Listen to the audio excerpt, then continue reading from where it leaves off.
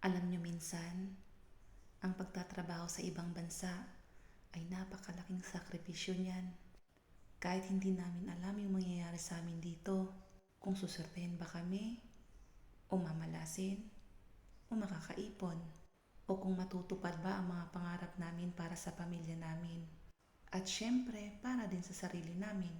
Alam nyo, sumugal kami dito para lang maibigay kahit papano ang gusto nyo. Kaya sana, sa simpleng kumusta ay napapasaya nyo kami. Kaya alam nyo minsan, kahit mahirap tanggapin, na mismong pamilya pa ang dahilan ng pagpapakamatay ng isang OFW. Alam nyo ba kadalasan namin mga OFW ay umiiyak na lang kami patago at hindi namin pinapaalam sa inyo dahil ayaw namin na mag-alala din kayo.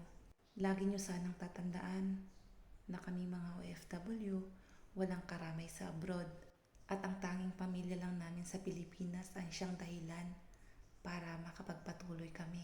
Makapagpatuloy para sa inyo, para na rin sa magandang kinabukasan.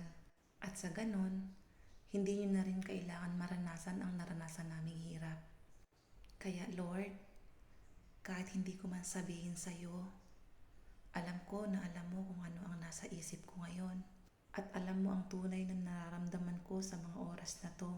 Kaya pakiusap ko sa iyo, tulungan mo ako para malagpasan lahat ng pinagdaanan ko.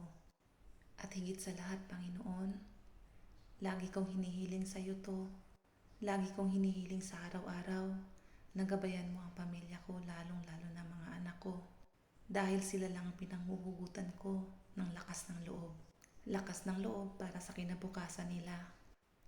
Lord, maraming salamat dahil isa ako sa mga anak mo na binigyan mo ng pagkakataong makapagtrabaho dito.